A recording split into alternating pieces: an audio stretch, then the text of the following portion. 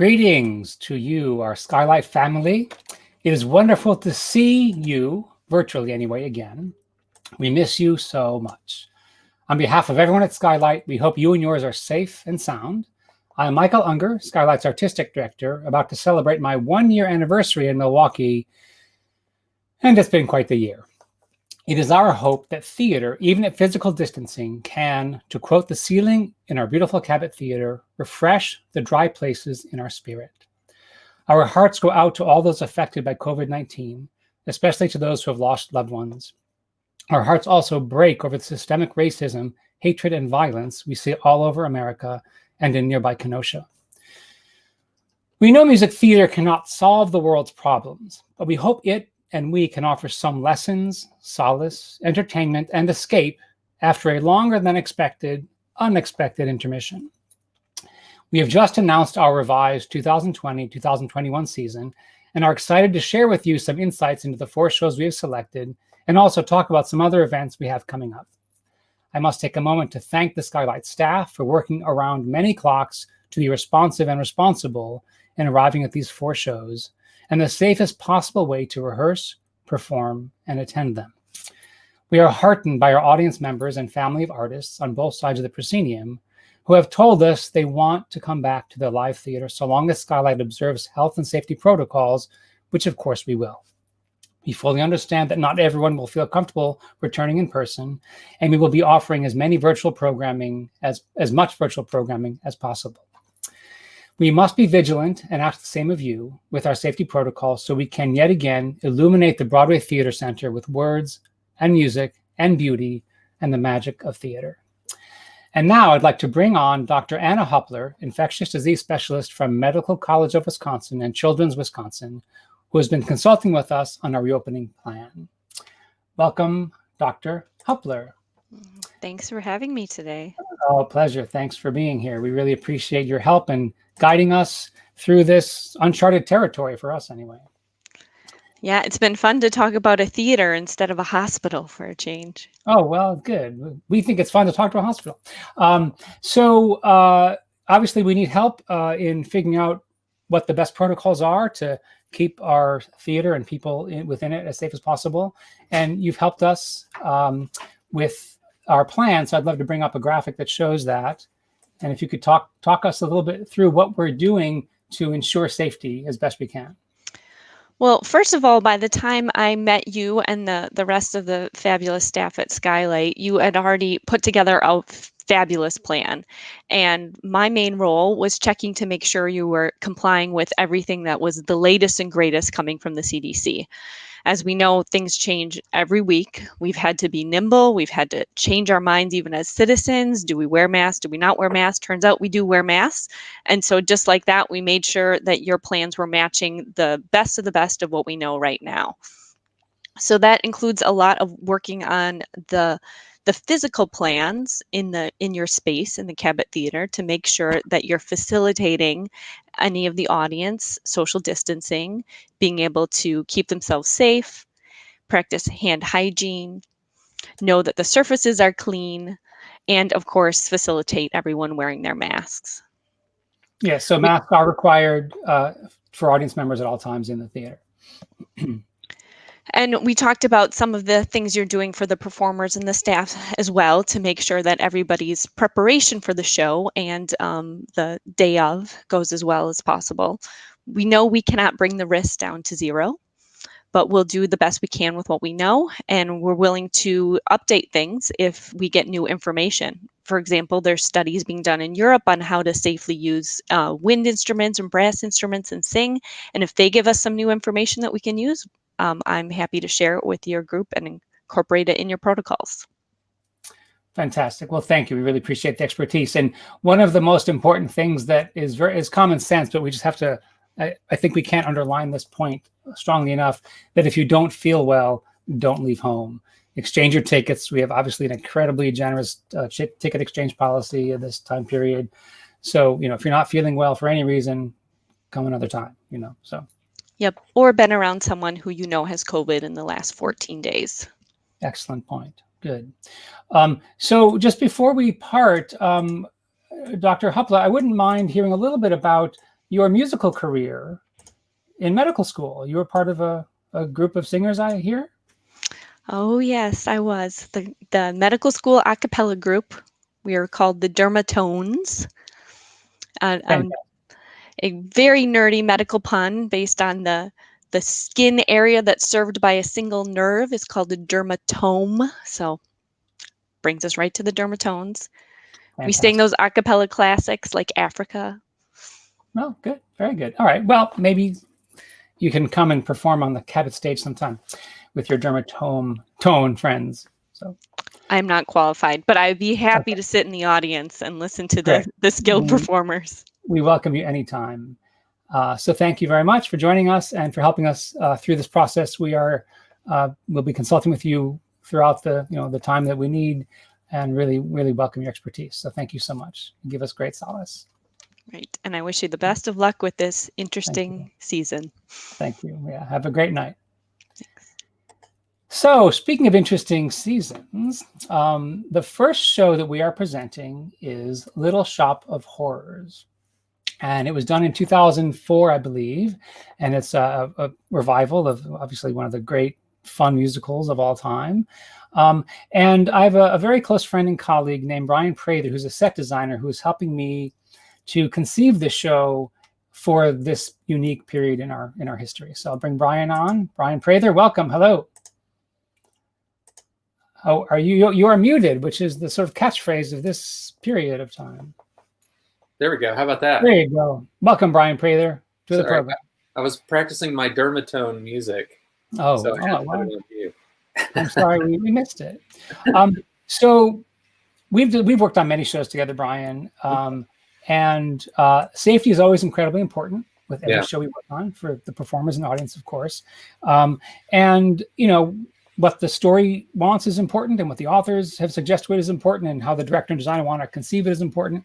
But this particular brand of safety has never been more important. There's never been more critical to the process. So before Brian even talked about what the show needed, we talk about what the safety protocols need. So that talk to us a little bit about some of the challenges that offers or sets up for a designer. Exactly. Yeah, like you said, for any show, we're always thinking about the safety of the performers, particularly a show like Little Shop that tends to have a lot of special effects and a lot of movement in it.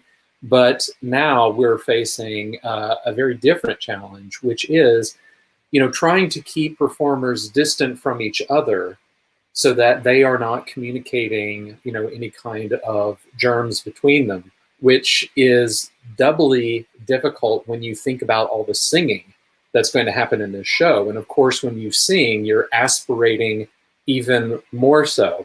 So any kind of germs that you may have are going out further and possibly infecting even more people. So, what Michael and I have been talking about in terms of setting up locations on the stage is trying to find a way to give our characters reasons to exist physically different from each other. I think a good example of this, we've been talking about the Ronettes, which is the girl group that kind of acts as the Greek chorus for the show. They narrate some things, they do transitions between scenes. In most productions, you would see the three of them hanging out very closely together, maybe sitting on a stoop or hanging out under a streetlight. Well, obviously that's not going to happen with this show. We can't have them that close together and singing their hearts out. So actually Michael approached me with this really interesting idea that we've been playing with of having the Ronettes have their own apartments overlooking the floral shop on Skid Row. So we're looking at having a second level to the set that has 3 distinct apartment windows, so that we're literally seeing the Ronettes in their homes. They can still look at each other and look out the window, and we may try to work with some fire escapes or something to get them out of the window, but it's going to give a really natural way to insert these characters into the story and still have them logically and realistically be separate from each other. In other words, it's not going to feel weird that they're right. I think, yeah. distant. Great point. And I don't think it'll feel weird because these are the rules walking in, and we're not going to apologize for them. We're going to embrace the challenges or the restrictions, but we're not going to call them restrictions. For instance, a lot of people ask me this question. Well, there's a kiss between Audrey and Seymour, and Oren, the dentist, slaps his girlfriend, and that will happen across a chasm of the stage, and the audience will go with it and they'll understand, oh, I get it. You go like this, she goes like that, and there's a stage slap, which it would be anyway, but it'll be a distant stage slap, a distant kiss, a love story from afar. And we feel there's a way to do this and still honor the story completely. But the audience will forgive whatever, oddness is the result of this unique period. I mean, I've often felt that theater has that great gift of allowing the audience to use a lot of their own imagination. And there's a lot that we can do in theater that may not be realistic, but the audience still goes with it. The audience still accepts it. And the audience is still emotionally affected by it. So I think, we're going to lean hard into that. And I think we're going to create something that's really kind of interesting for the audience to see. Yeah, good. Great. Well, thank you, Brian. Absolutely. I look forward to working on this with you. We've just started like a week ago, so a long way to go, but we'll do it quickly, and it'll be really great, I think. And the audience will love it. And I think we, like I said, we're going to be vigilant in how we present this entire season, and the conception from day one has safety as paramount over every single thing. So. Yeah, absolutely. No, I'm looking forward to it. It's a really interesting new kind of challenge to tackle. And I think, like you said, if we hold that idea of safety paramount from our very beginning conversations, I think we're still going to be able to create a really interesting production. Another unique thing, which is not normally done, is Brian lives in Hartford, Connecticut, works a lot on the East Coast, and he is not coming in for tech rehearsals or opening night or anything, which I'd love to have him do, but just because of where we are in the world, we're going to Zoom him into all the tech rehearsals, and he'll give notes by Zoom, and we'll talk by Zoom. We'll collaborate. I mean, we work together very well, so we have a bit of a shorthand to begin with. But that'll be another unique aspect of our collaboration. It really will, and it's something I'm actually really looking forward to experiencing, because I've often wondered, even before the pandemic, about this as being an option possibly for the future of design. A lot of my work in terms of design is done from home in my home studio, and I'm communicating stuff. It's usually just that last couple of weeks when we go into technical rehearsals, when I begin my residency at a theater. So I think it's going to be really fascinating to see how much I am able to see via Zoom, and how much I can communicate and still feel like, I'm working in the room. It's a fascinating experiment. It will be. So great. Thanks, Brian. Sure. Thank you. Looking forward to it. All right. Bye-bye. All right. Now we do have a special guest that just appeared in the lobby of the Broadway Theater Center. I'd like to bring onto the stage. And her name is Audrey Tu. Audrey Tu, I see you wearing your mask. That's so good. But I have a question. Are you more than 6 feet away from any other living plant? Okay, good. You can remove the mask then, I think. DJ, would you help us remove that mask? Yeah. Thank you so much. But I'm so glad you're being safe, Audrey. So Audrey Tu, welcome to the program. How are you feeling today? Oh, so great to be here. Good. Are you excited to get back on stage? You've been in a storage room for like 17 years, right? I'm super excited. In fact, it's unbelievable. Oh, you're so punny, Audrey. Tu. This is actually Audrey 2-3. There are 4 Audrey puppets. This is the 3rd one. They get obviously increasingly larger. So there's one much larger sister, I guess, to this one. So great. What are you looking forward to when we get back on stage? Remaining calm and collaborating with the team. Fantastic. Well, Audrey, too, it's great to see you. Stay safe. Don't eat any people walking by the Broadway Theater Center, please. And we'll look forward to seeing you in rehearsals in about a month and a half. Okay? Take care, Audrey, too. Bye-bye. Alrighty. So next we move to a show that was supposed to be in our 1920 season that is now in the 2021 season, the concert version of Evita. When we found out we had to close the doors, we were in rehearsal for this show. So I'd like to bring on Michelle Lopez-Rios, who is the director of that show. She was then, she is now, she will be. So welcome, Michelle. Hi, Michael. Thanks for joining us. Absolutely. So we're so thrilled you're, available and still able to do the show for us coming up after this. It was almost a year delay. It'll be a year delay by the time we open.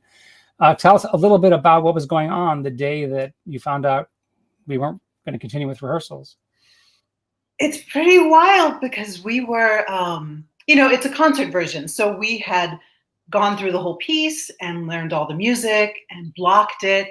And Friday night, Saturday morning, we went through the whole piece with the orchestra. The orchestration was gorgeous. It was all coming together. And then Saturday night, we had this kind of amazing run through. And I say that because the whole point of this was to focus on the music, to focus on that we had the orchestra on stage, to listen to the singers. It's a very small cast. And it was working beautifully. And, there were days going by and we slowly were hearing things happening in New York and everyone was a little on edge and we were, all cleaning our hands all the time and being really careful. And then we just had to pause. And what a strange place to pause, right? As we're about to go into tech and add all the other elements to, bring it to the audience. And so, amazing cast and profoundly sad, but also just kind of swept away and worrying about people and what's happening in the world. And so, so it was just right as we were about to add the final elements and get ready for an audience. And so we're pretty thrilled to be able to come back and share it because it's a special piece, Sure. Andrew, Raina, Kevin, amazing performers. For sure. Brian and I were talking a little bit about the unique sort of design considerations we have to apply. So a concert probably isn't that difficult to translate from, music stands, 2 feet apart to 6 feet apart, right? Mm-hmm. Have you, in your thought process, since you found out we were rescheduled, what has changed in your mind about how you're going to conceive it from, pre-March? Sure. And we did, we had some of it staged. So we had a tango and we had crowd scenes and clusters of events that happened throughout the play. And of course, that's not going to be the way it is. But I think you're right. It's just a little more theatricalized, right? It's like we still tell the story, but maybe the tango happens separately across the stage. And again, I think because the original point and focus of this was to hear the music and to really sit in the beautiful, voices and orchestra, that doesn't change, which is really kind of exciting. And then we get to play and be creative a little bit, which is what I think this whole time has been, is reimagining how we do things. And it's just such a nice glimmer of hope to be able to be thinking about performing again and getting back into rehearsal. Indeed. And it's a big responsibility. We really, I keep using this word vigilant, we really have to make it work because there'll be a lot of scrutiny. And, with Dr. Huppler advising us and the way we've outlined our front of house protocols and our back of house protocols, if we follow the letter of the law and we're really super careful, I think we can make something wonderful and safe. So absolutely great. All right. Well, we can't wait to get you back up to Milwaukee. Wonderful. I'm on this. Thrilled. Yes. Right, take care. Take care. You too. Stay safe. Bye. All right. Next is a show that I love all the shows, but when I was a young man, I went to New York to visit my aunt Marcia, and I saw the Broadway production of Raisin, which is the musical version of A Raisin in the Sun by Lorraine Hansberry. And that's one of those shows that just never left me. The score is beautiful. The story is amazing. And when I first came to interview for this job at Skylight, I was asked to present 3 seasons, 3 fantasy seasons, and Raisin was 100% in my first season. And we applied for the rights to be scheduled for this upcoming season, and they weren't available. So we pivoted to something else. And then once these racial tensions sort of came to the forefront again, we applied for the rights again and became available. So I'm thrilled to bring on another favorite artist of Skylight's, Christie Chiles Twillie, who'll be music directing Raisin. Welcome, Christie. Hey, Michael, how's it going? Good, good, good. You look beautiful. Oh, thank you. So glad to get you back conducting and playing at Skylight. What does Raisin mean to you? What does that show mean to you? Oh, gosh, so many different things. I just worked on a production of the play of Raisin in the Sun here in the city this past spring. I was writing music for it. So now to revisit it in its full blockbuster musical scale is something that I never thought I would be able to do, because so few people do this show. I know. The show is so important. It's so important to show the strength of these characters in a musical format performed by Black actors. It's important for audiences to hear how powerful the score is and how much it draws you in. And so the fact that Skylight is doing it means the world to me, because many people would not get to see this. And although we'd like to believe that most of the issues presented in the show, came to an end a few decades ago, we know that that's not true. We are experiencing so much of what happens in that story again right now. So it's relevant, so very relevant. Yeah. It won a Tony, by the way, for Best Musical, and it won a Tony for the actress playing Mama Unger. The score is just so spectacular. Takes your breath away. Yeah, it really does. It really does. And one of the things I love about this piece is the women's roles are so phenomenally written and so strong and so powerful. It's just, there are 3 powerhouse women's roles for 3 powerhouse performers that I'm really excited to help craft and cast and form. So. Totally true. And the other thing about those 3 roles is it so nicely shows the difference of their 3 generations and what each of their struggles were, and how maybe Mama overcame enough to give more wisdom, and one is struggling and one is sort of defining what the future should be. I mean, such great roles. Very true. You brought up an interesting point when we were sort of just chatting about it, where there are some themes.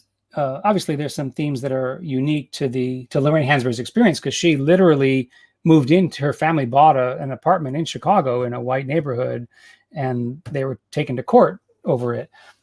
But there were some other plays that we felt had similar sort of family messages, like Death of a Salesman, where Willie has similar frustrations and sort of pride issues as Walter Lee does, the leading male character in it, played by Sidney Poitier in the film of Raisin in the Sun, and played by Joe Morton in the musical. Oh, he was anyway, so that was sort of interesting.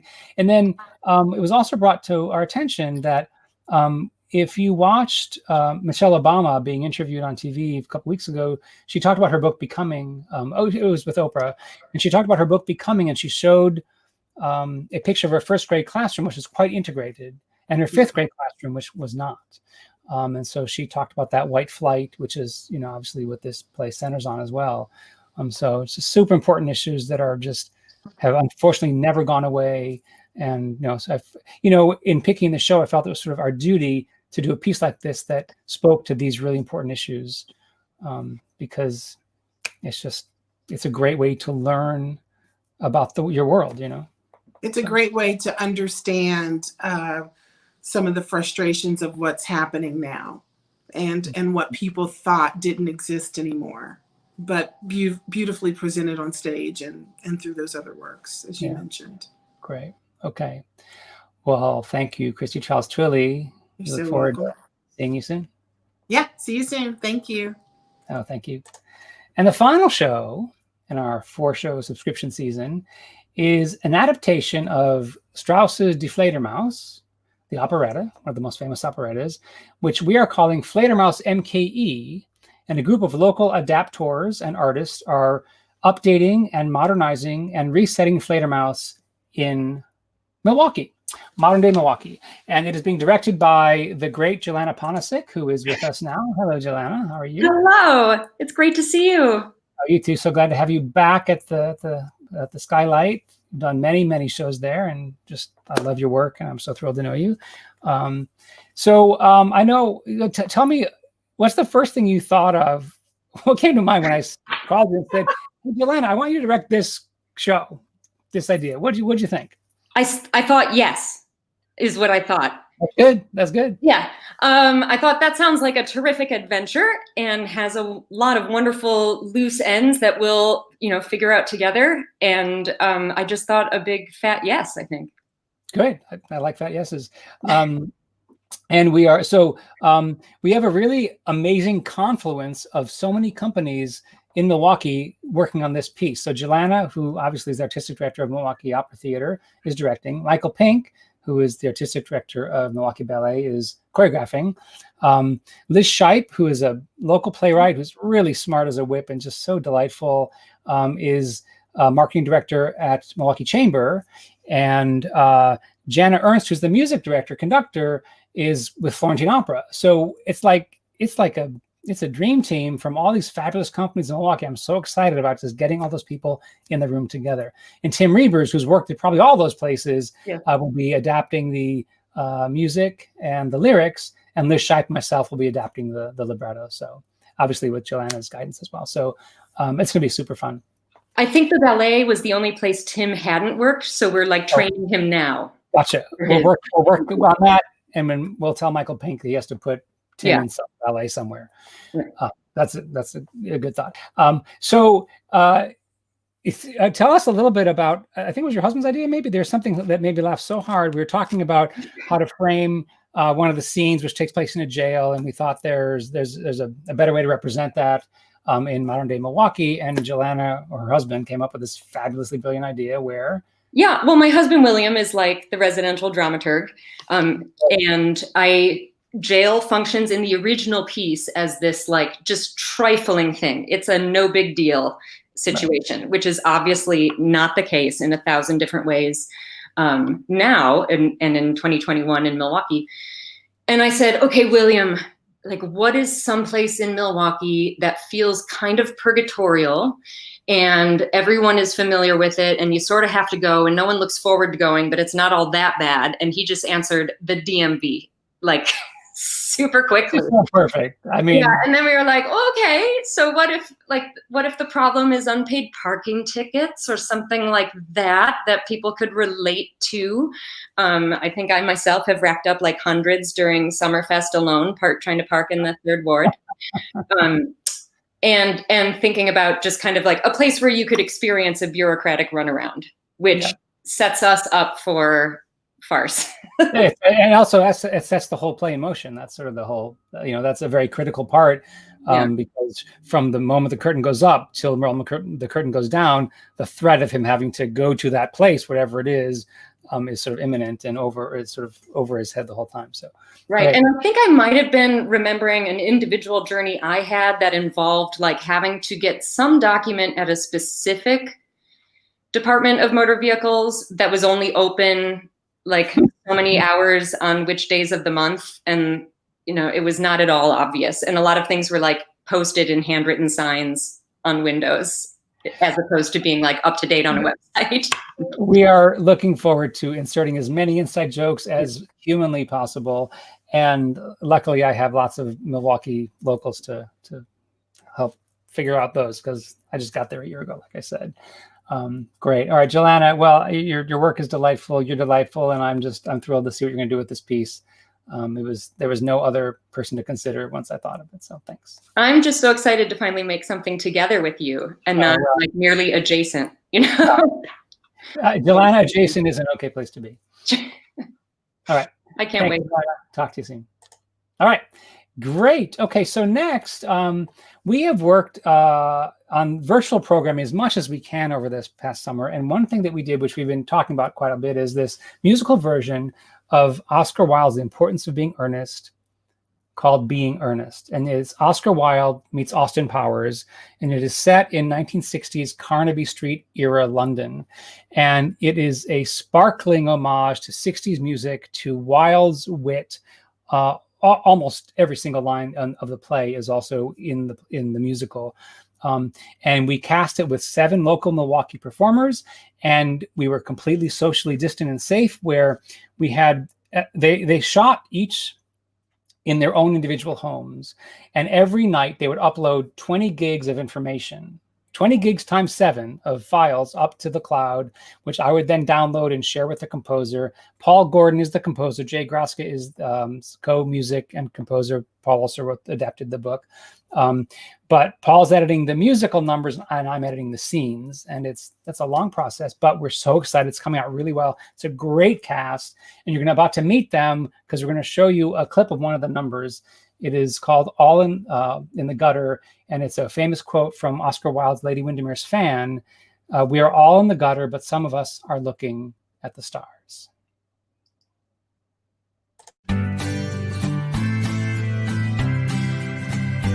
When the gods want to punish us, they answer our prayers. How ideal and devoid of devotion.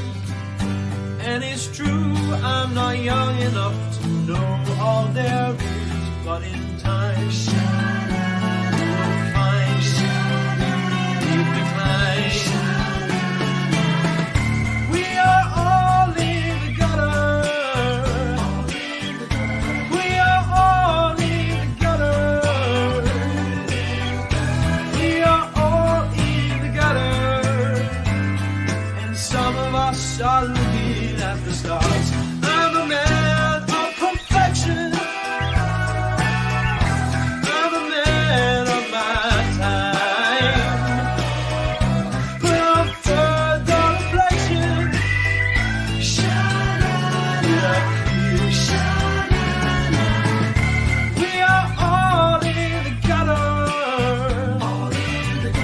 We are all in the gutter.